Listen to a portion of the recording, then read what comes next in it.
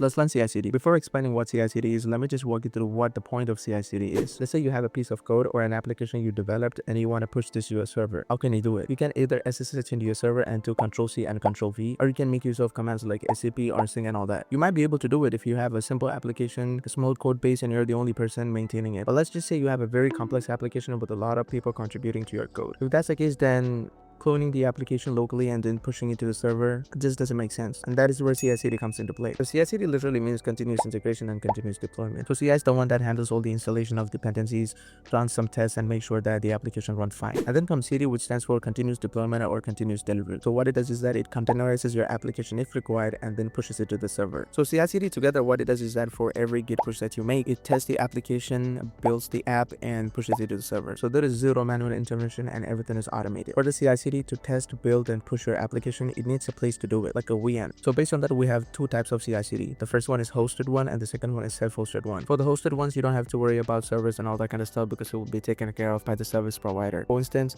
we have GitHub Action and GitLab CI/CD. So for the self-hosted one, you will be having full control. You need to have your own VM to run the CI/CD tool. And for that, we use Jenkins and GitLab Runner. Enough of theories, let's just see how we can build our own CI/CD pipeline. And for this video, I'll be using GitHub Action. So there are a few basics you need to know before building your own GitHub Action. Getting started, if you ever been to a repository that has CI/CD or GitHub Action configured, you might probably come across something called .github folder. And have you ever wondered what that is? And once you access the folder, which is .github and workflows, you will see a YAML file. So this file basically defines the entire CI/CD pipeline. So let's just say you have a GitHub repository, and every push that you make into a repository, you want the code to be pushed into a server. It could be a GCP, AWS, Azure, whatever that is. All those conditions, rules, and all that will be mentioned in a YAML file like this. So YAML file is basically the brain of CI/CD pipeline. So if you want to write a GitHub action, make sure that you have a .github folder. Inside that, there needs to be a workflows, and inside that, there needs to be a YAML file which defines the entire CI/CD pipeline. So in this simple repository that I've created, I've got a simple pipeline which I will walk you through. Once you look in to deploy, you can see the entire pipeline, which is just 45 lines of code. But this is how the deploy YAML file looks like. So there needs to be a name, which is like basically a name for pipeline. But every time that pipeline runs, you will be seeing this name in display. So this piece of code is quite important because this is a condition based on which whatever jobs that's been defined underneath will run. So in this case, I've mentioned on push branches main. So what it means is that every push that I make to the main branch, whatever job that has been defined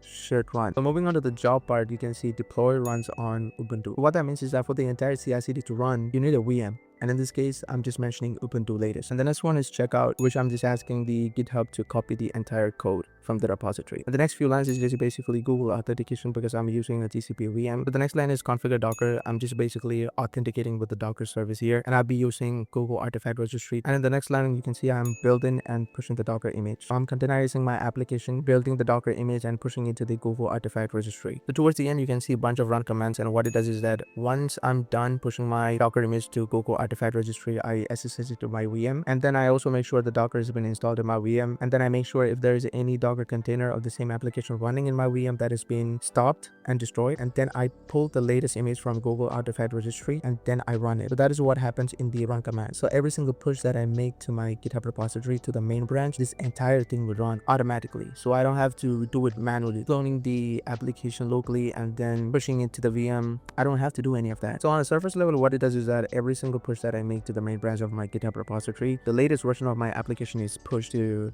my server. So the flow is that when I push my code into the main branch, it triggers the GitHub action, which spins up an Ubuntu server, and then it copies the code from my repository into the Ubuntu server, and it does all the Google authentication because my VM is in GCP, and then it does the Docker authentication. And once it's done with that, in that Ubuntu server, it just creates the image for my latest application and push it to the Google Artifact Registry. And once that is done, this is into the VM. It makes sure that no instance of my application is running, and if there's any, it just stops and destroys it, and then it pulls the image from the Artifact Registry and build the container and runs it. So all the steps, if it weren't for CI/CD, I'm gonna have to do it manually. And since GitHub action exists, I don't have to worry about anything. All I need to do is just push my code into the main branch and just forget. The run will happen. Provided that the code just works fine on my laptop and there's no bugs or any issue. Now let's just see this in action. So the code that you saw was for this website. So I'm gonna change this sentence from beat the clock to beat the time, and let's just see if that gets reflected. Let me open my code editor, and you can see it says beat the clock. I'm gonna change it to beat the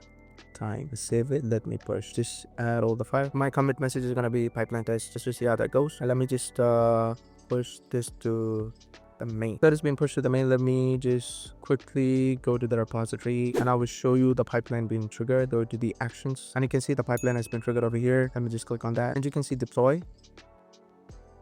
So once you click on deploy, you can see all the steps mentioned in the CI/CD pipeline in action.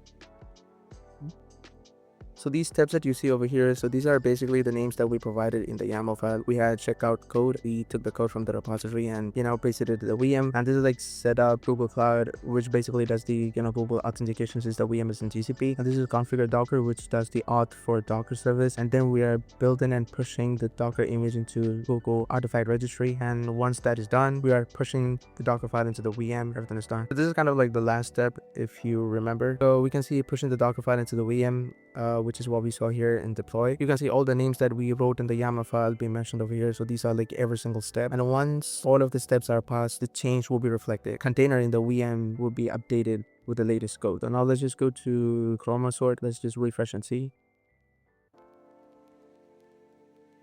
Beat the time. The change has been reflected. All I need to do was just push the updated code into my GitHub and the CI/CD pipeline. The GitHub action did the rest for me. It just updated the container inside my VM and that's it. So the point of this entire video was to show you how powerful GitHub action is and how you can get started with it. So that's for today's video and see you in the next.